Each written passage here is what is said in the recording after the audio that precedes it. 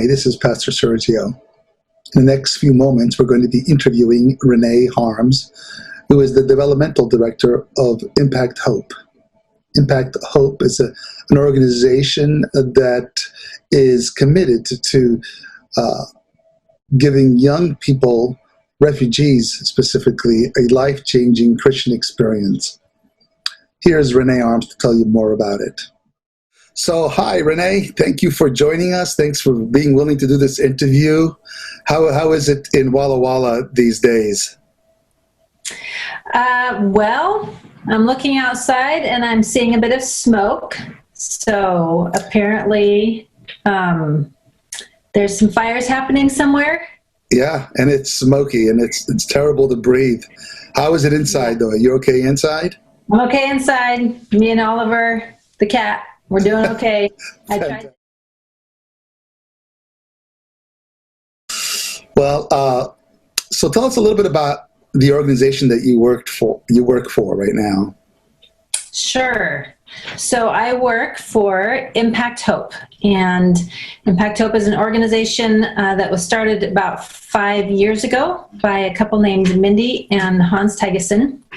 And the mission of the organization is to rescue Congolese refugee youth in Rwanda from refugee life, and through education and into self-sufficiency. So our goal is to get them into Seventh-day Adventist boarding schools and help them find ways to create self-sufficiency and an income for their life, and eventually, ultimately, out of the camps. So that's the mission of the organization. Hans and Mindy learned about these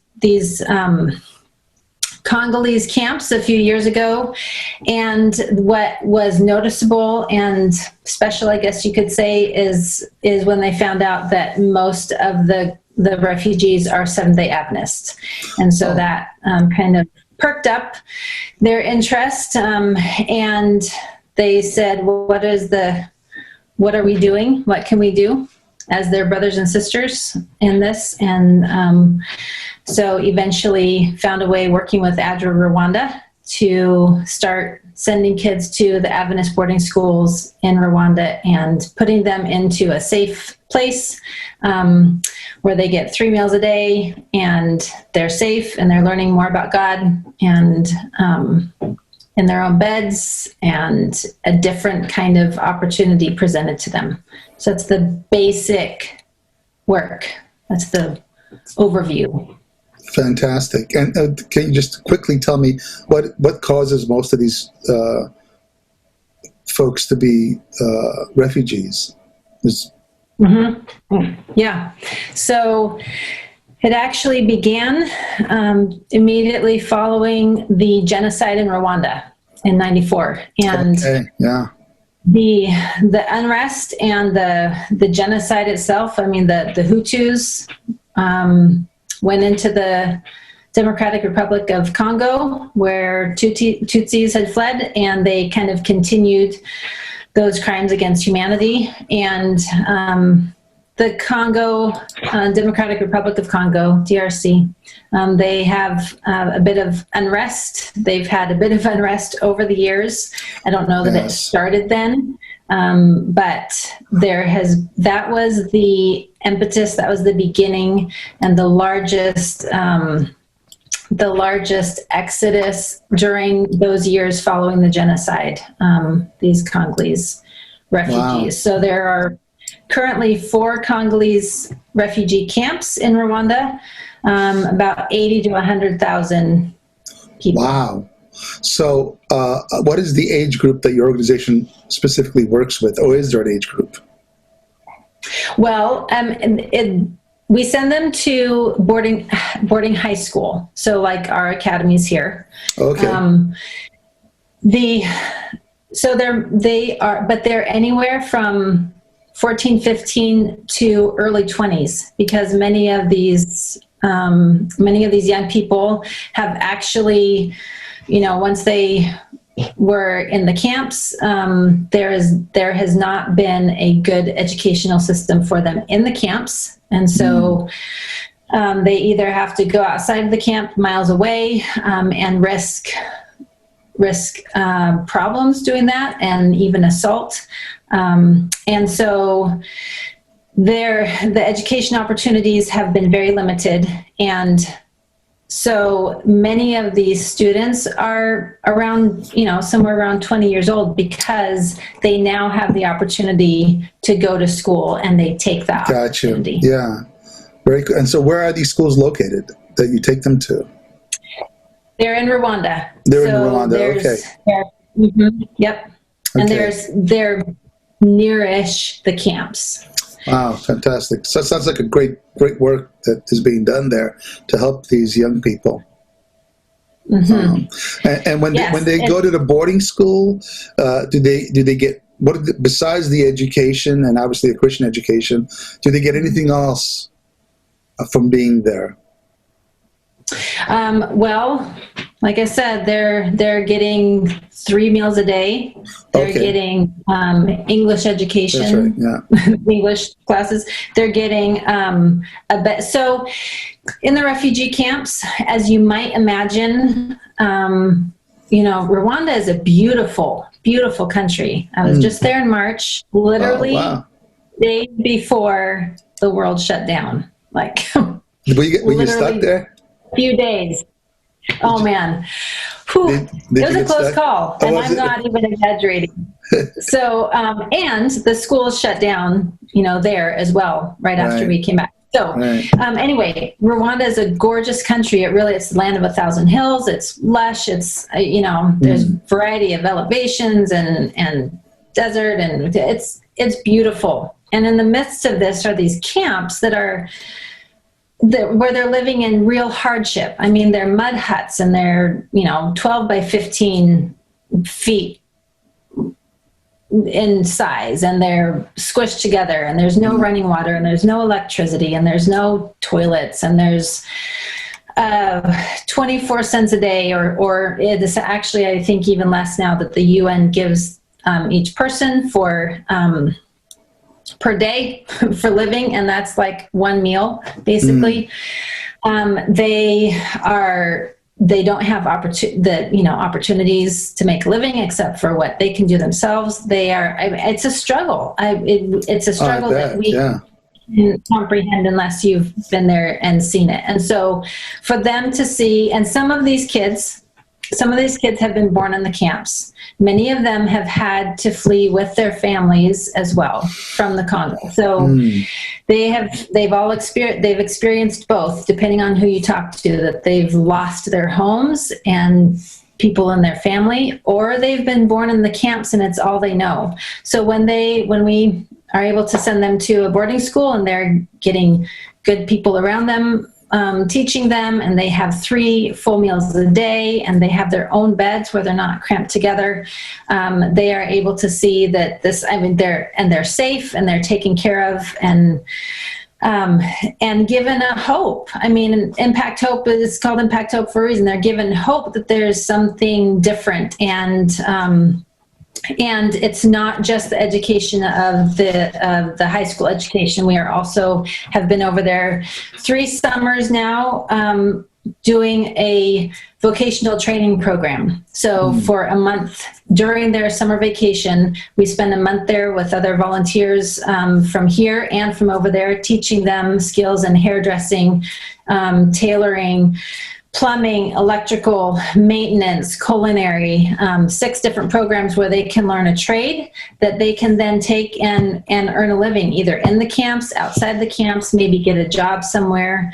Also providing some further opportunities after graduation that they can attend vocational training school for 6 months.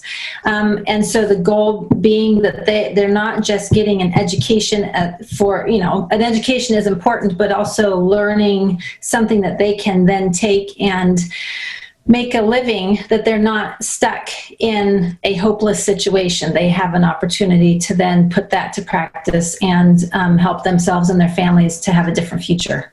Fantastic. Now, obviously, a program like this needs some partnership, some help. How can the church be of help in a situation like this? Like, how can we, for example, partner with you to help Impact Hope become successful? Absolutely. Thank you. So there's a couple things. One is the most foundational is that this is a sponsorship-based program. So it costs $600 for the year to send a student to school, and that includes their school fees, it includes the food, it includes 2 uniforms, it includes all the materials, all of it for $600, which is unheard of, thanks to our partnership with Rwanda, actually. So $600 a year to send one student to school for a year. That's $50 a month. So it's a sponsorship program. Individuals can do it. Groups can decide to sponsor together, Sabbath school, whatever. So that is the foundation of our program, is sponsorships. And we send a card like this, where you have the student that you are sponsoring. We try to provide opportunities to communicate with them.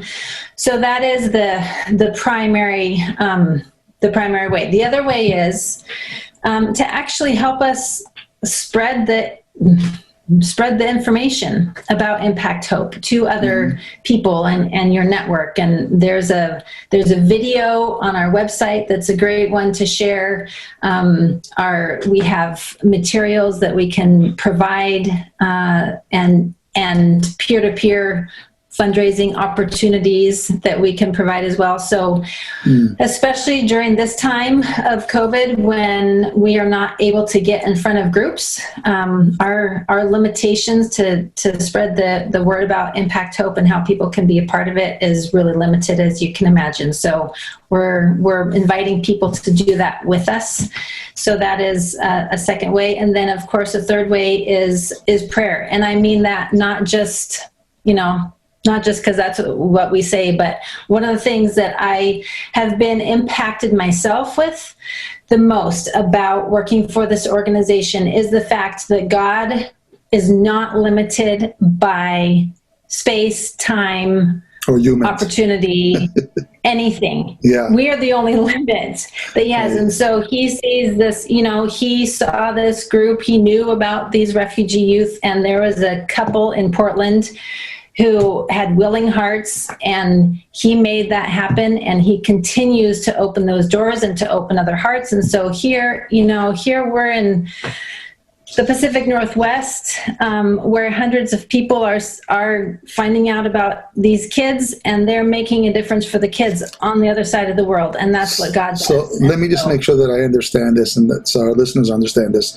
Basically, either as individuals or even a Bible study group, or 2 or 3 people can come together and say, hey, we're going to sponsor one of these students, and they get a hold of you.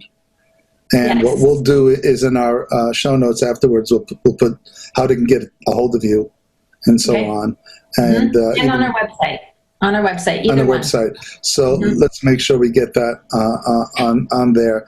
What is the website? Just for the website is impact-hope.org. Okay, impact-hope.org. And we'll have that on our notes, and then we'll also have them going across the screen probably at some point. And then just time is really running out here, but I do want to ask you one other quick question. Can you just give us one great story? I know people just are moved by stories as a result of the investment in these young people, maybe. Yeah. I know you probably want to say 3 or 4 of them. Just give me one good one, though. Okay. One story. When I was over there in March, we got to visit, so cool. We got to visit the little restaurant, little cafe. I don't know what you would call it over here. There's a room with the little kitchen area of one of the first students. His name is Shikuru, one of the first students who had taken culinary, he'd done culinary training, and he has opened his own little shop. Awesome. He served us.